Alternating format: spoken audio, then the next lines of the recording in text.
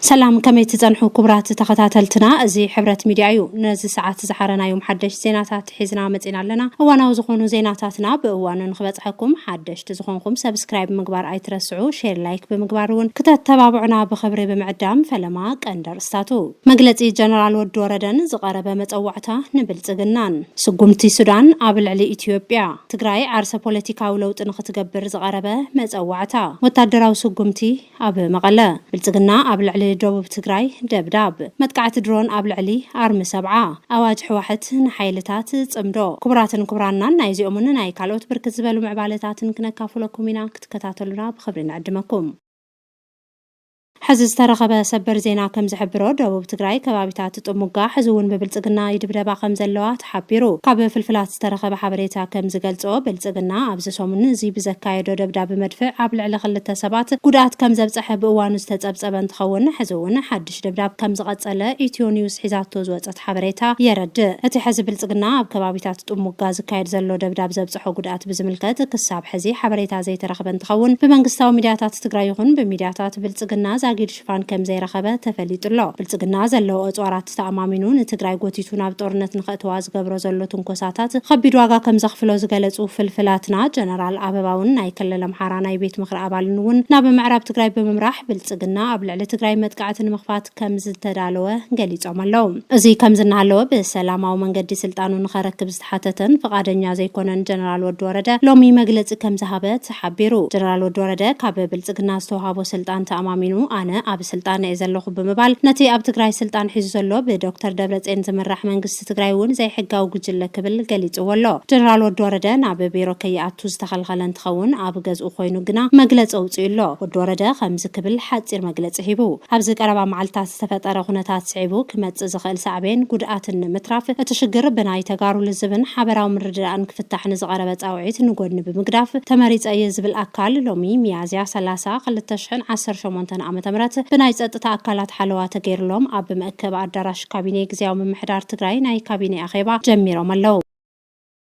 እዚ ድማ ናይ ቀጻሊ ሓደገኛ መንገዲ ዝተጀመረሉ ዕለት ስለዝኾነ በዚ ምኽንያት ንዝስዕብ ሳዕቤን ተሓታቲ ስልጣን ግዝያዊ ምምሕዳር ብጉልበት ዝሕዝ ዘሎ ሓይሊ ምዃኑ ክገልጽ ይደሊ ክብል ሓፂር መግለጺ ሂቡሎ ካብ ፍልፍላት ዝተረኸበ ተወሳኺ ሓበሬታ ከም ዝገልጾ ሕወሓት ምስ ጀነራል ወዲ ወረደ ዕርቂ ንኽፍጽም ዓበይቲ ዓዲ መራሕቲ ሃይማኖትን ሰብ ሃፍትን ዘጠቓለለ ሽማግለ ብተደጋጋሚ እንተለኣኸት እኳ ወዲ ወረደ ግና ካብ ስልጣነይ ኣይወርድን ዕርቂ ዝበሃል እውን ኣይሰምዕን ብምባል ኩሉ መንገድታት ከም ዝሓፀሮ ተፈሊጡ ኣብዚ ጉዳይ ሓሳቦም ዝሃቦ ምሁራት ከም ዝገለጽዎ ወዲ ወረደ ብዙሕ ዓመታት ንህዝቢ ትግራይ ዘገልገለ ጀግና እኳ እንተኾነ ኣብ ኣጋርጋን ዝርጋን ከም ዝበሃል በዚ ዕድመዚ ተለኣኸ ብልጽግና ምዃኑን ህዝብኻ ምኽሓድን ትኽክል ስለዘይኮነ ናብ ልቡ ክምለስ ከም ዝግባእ ንወዲ ወረደ ምኽሮም ለጊሶም ኣለዉ እቶም ምሁራት ወሲኾም ኣብ ትግራይ ንዘሎ ቤት ምኽሪ ይኹን ህዝቢ ትግራይ ዝወሰኖም ምምላስ ነባር መንግስቲ ትግራይ ኣይቕበልን ብምባል ብልጽግና ዝሃበኒ ሹመት እየ ዝቕበል ብልጽግና ዝኣዘዘኒ ጥራሕ እየ ዝሰምዕ ምባሉ ካብ ብሄራዊ ክሕደት ምፍጻም ንላዕሊ ናይ ተጋሩ ስብእና ዝገልጽ ከም ዘይኮነን ካብ ጀነራል ወዲ ወረደ ተጽቢት ከም ዘይግበርን ገሊጾም ኣለዉ እዚ ከም ዝናሃለወ ሎሚ እውን ሰለስተ ነፈርቲ ውግእ ብልጽግና ኣብ ሰማያት መቐለ ክሳብ ራያ ክሕንበባ ከም ዝወዓላ ተፈሊጡሎ ብልጽግና እዚ ዝገብር ዘሎ ህዝቢ ትግራይ ተደናጊጹ ኣብ ጎኒ ሕወሓት ከይስለፍ ንምፍራሕን ጀነራል ወዲ ወረደ ሓዊሱ ኣብ ትግራይ ንዘለዉ ተለኣኽቱ ተስፋ ንምሃብን ከም ዝኾነ እናተገለጸ ይርከብ ይኹን እምበር ብልጽግና ዘመናዊ ድሮናትን ነፈርቲ ውግእን ይኹን ካልኦት ኣጽዋራት ከም ዝተዓጠቐ ዝፍለጥ እኳ እንተኾነ ኣብ ጦርነት ሰዓራይ ኮይንካ ክትወፅእ ዝገብር ዓላማ እምበር ኣጽዋርን በዝሒ ሰራዊትን ከም ዘይኮነ ካብቲ ጆኖሳይዳዊ ኩናት ትግራይ ይኹን ካብ ውግእ ኣሜሪካ እስራኤልን ኢራንን ብምርዳእ ከም ዝከኣል ተሓቢሩ ብቁጠባ ዝተዳኸመት ኢራን በታ ካብ ዓለምና ብኣጽዋር ይኹን ብቁጠባ ቀዳመይቲ ዝኾነት ኣሜሪካ መጥቃዕቲ ተኸፊቱላ ካብዚ ብተወሳኺ እስራኤልን ሃገራት ኣዕራብን ኣብ ጎኒ ኣሜሪካ ተሰሊፈን እንተተዋግኣ እኳ ኢራናውያን ግና ንኹሉ ተጻዊሮም ክብሪ ሃገሮም ከም ዝሓለዉ ይፍለጥ ስለዚ ድማ ናይ ምውጋእ ሞራል ይኹን ዓላማ ዘለዎ ሰራዊት ዘይሓዘ ብልጽግና ምስ ትግራይ ጦርነት ገጢሙ ክዕወት ከም ዘይኽእል ካብቲ ምስ ፋኖ ዝገብሮ ዘሎ ውግእ ክመሃር ይግባእ ክብሉ ወታደራዊ ሊቃውንቲ የጠንቅቑ ብልጽግና ምስ ፋኖ ኣብ ዝገብሮም ዘሎ ውግኣት ሰራዊቱ እናፈረሰን ኢዱ እናሃበን ከም ዝርከብ ዝፍለጥ እንትኸውን ፋኖን ሰራዊት ብልጽግናን ግና ብወታደራዊ ቋንቋ ኣዝዮም ዝተፈላለዩ ከም ዝኾኑ ሓቢሮም ፋኖ ናይ ድብያ ውግእ ዝዋጋእን መደበኛ ውግእ ምውጋእ ዘይኽእልን ምዃኑ ዝገለጹ እቶም ሊቃውንቲ ሰራዊት ትግራይ ግና መደበኛ ውግእ ተዋጊኡ ዝሸፈነን ዘመስከረን ከም ዝኾነ ገሊጾም ስለዚ ድማ ምስ ፋኖ ገጢሙ ዘይሰዓረ ሰራዊት ብልጽግና ምስ ሰራዊት ትግራይ ገጢሙ ክስዕር ከም ዘይኽእል ዝፍለጥ እኳ እንተኾነ ትግራይ ዘመናዊ ጸረ ድሮን ተዘይተዓጢቓ ግና ኣብ ልዕሊ ትካላት ትግራይ ዕንወት ክፍጽም ከም ዝኽእል ገሊጾም። እዚ ከም ዝናሃለወ ሕቡራት ዓረብ ኤምሬትን ብልጽግናን ኣብ ልዕሊ ኣርሚ ሰብዓን ሰራዊት ሱዳንን ናይ ድሮን መጥቃዕትን ምፍጻም ምድላዋቶም ከም ዝወድኡ ሕዚ ዝወፀ ሰበር ዜና ይገልጽ። ሕቡራት ዓረብ ኤምሬት ኣብ ባህር ዳር ዘዳለወተን ድሮናት ንሰራዊት ሱዳን ንሰራዊት ኤርትራን ሰራዊት ትግራይ ንምውቃዕ ከም ዝኾና ዝገለጹ ፍልፍላትና እዞም ሓይልታት ማለት እውን ብጀነራል አልቡርሃን ዝምራሕ ሰራዊት ሱዳን ሰራዊት ኤርትራን ኣርሚ ሰብዓን ይኹን ኣብ ምዕራብ ትግራይ ዘሎ ሰራዊት ትግራይን ብምድኻም ህጹጽ ደገፍ ወሃብ ሱዳንን ብልጽግና ንምጥንኻር ትልሚ ተታሒዙሉ ይስራሕ ከም ዘሎ ተገሊጹሎ። እዘን ኣብ ባህር ዳር ዘለዋ ድሮናት ኣብ ልዕሊ ሱዳን መጥቃዕቲ ከም ዝጀመራ ዝፍለጥ እንትኸውን ብተወሳኺ እውን ኣብ ልዕሊ ኣርሚ ሰብዓን ኣብ ምዕራብ ትግራይ ኦምን ሓጀር ከባቢ ዝርከብ ሰራዊት ኤርትራን መጥቃዕቲ ከም ዝጀመራ ዝተረኸበ ሓበሬታ የረድእ። ካብ ፍልፍላትና ዝተረኸበ ተወሳኺ ሓበሬታ ከም ዝገልጾ ካልእ ዕላማ ሕቡራት ዓረብ ኤምሬት ምዕራብ ትግራይን ናይ ሱዳን ኣካል ኮይኑ ዘሎ ኣልፋሽቃን ሕርሻን ጥቕማን ምውዓል ከም ዝኾነ ተገሊጹ። ሕዚ ዝተረኸበ ሓበሬታ ከም ዝሕብሮ ብድሮናት ኢትዮጵያ ይድብደብ ኣለኹ እናበለት እትርከብ ሱዳን ኣብ ዶብ ኢትዮጵያ ተወሳኺ ሓይሊ ተዋፍር ከም ዘላ ተሓቢሩ። ኣብ ዶብ ኢትዮጵያን ሱዳንን ዝረአ ዘሎ ብርቱዕ ወታደራዊ ወጥሪ ስዒቡ ሰራዊት ሱዳን ኣብ ክልል ብሉ ናይልን ኣካታዕ ዞባ ኣልፋሻጋን ዝያዳ ሰራዊትን ዘመናዊ ስርዓተ ምክልኻልን ኣየርን ተዋፍር ከም ዘላ ተገሊጹ። እዚ ወታደራዊ ምትእኽኻብ ሱዳን ኣብ ቀረባ እዋን ኣብ ልዕሊ ካርቱም ዝተፈጸመ መጥቃዕቲ ሰብ ኣልቦ ነፈርቲ መበገሲኡ ካብ ክልል ኣምሓራ ኢትዮጵያ ብምባል ድሕሪ ምውቃሳ ወታደራዊ መራሕቲ ሱዳን ድማ ናብቲ ከባቢ ብምብጻሕ ጸጥታ ዶባት ዝያዳ ክጠናኸሩ ቃል ድሕሪ ምእታዎም እዩ።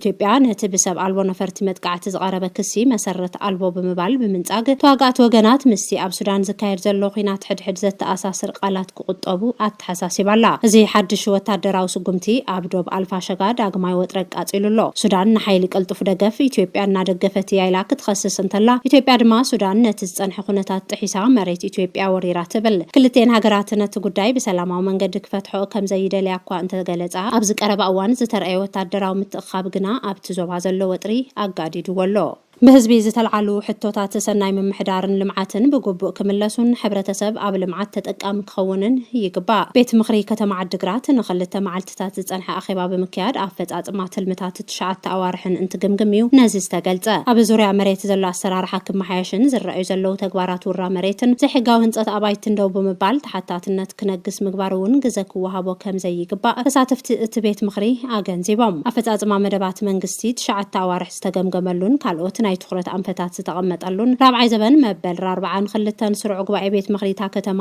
ኣብ 9 ኣዋርሕ ዘፈራት ቁጠባ ማሕበራዊ ፍትሕን ጸጥታን ካልኦትን ኣመልኪቱ ዝተሳለጡ ስራሕቲ ብከንቲባ ከተማ ዓድግራት ኣይተረዳእ ገብረ እግዚአብሔር ምዝርዝር ቀሪቡ ምይይጥ ተኻይድሉ እዩ። ፍላይ ኣብ ውራ መሬትን ዘይሕጋዊ ህንፀት ኣባይትን ኣብ መዳይ ጸጥታን ምርግጋጽ ሰናይ መምሕዳር ስራሕ ዕድል ፈጠራ መስርሕን መሸጥን ህንፀት ዘመናዊ ዕዳጋ ማእኸል ኣወጋግዳ ረሳሕ ፈሳሲ ኣብ ትምህርትን ጥዕናን ኣብ ሆስፒታል ዘሎ ዘይምዕሩይ ምሕደራን ትሑት وهبا قلقالوتن زي حقاو سدت مناقسي أب مسارة المعات بفلاي مدن واي بروجكت هنسات من قدي أسفلت زبلون كالوتن حتوتات زيت تيلو من تخون نظام استلعلو حتوتات الريتوتاتن بزملكتهم حلفت أبيات عيون بكنتيبا كتما عدقراتن ما برهك وهبا لهم كيليو كم كتمات انقصنا من محدارن مفتاح بفلاي أب زوريا مريت زي تفتشت أقمت حتى تنتق قمتالو أب أوقا قدار صح فساسي سرح عدل فتران ما هاب مسرح مشتن مرققات تتقى منت حربينياتات تقادلتن سدراسواتن كالوتن بزتوعدد سرحت كسالت يقبع زبلو اتوم عبالات بيت مخري قصالنت ابتا كتما زلو عبيت حتوتات حزب نخملسو بتخرت كم زسرحو قليصوم بتوسخي اتو غباي بيت مخري نغانتا والوالو يونيفرسيتي عدغرات توسخي 10 مليون بر بجت زصدق انتخون اتي 5 مليون بر اتغانتا اقدمو بالقحز وسدو مخانون حاولت بياسا نخسرح ممحدار كتما عدغراتنا مرحون اي لمعات كوميتين تواقيرو بتقدم حزب صديقو زنبره ديزاين نخسرح وسينيو افا غباي بيت مخري كتما عدغرات ممهر قبري وتادسه حزب زلعلم حتوتات سناي ممحدارن لمعاتن قبو ملاش كرخبون حبرتسب تتقام لمعات كخونن كم زقبا بمحبار بفلاي اب مسفان سناي ممحدار اب زوريا مريت زلو اسرارحن كالوتن بزتوعدد اقباب كنسرح يقبا كبلو اتحساسيبهم اموداتا سريت ጸጥታታ ከተማን حدش شماتن بمصراق اتو غباي كم استزازمه قدايت كوميونيكيشن ከተማ عدغرات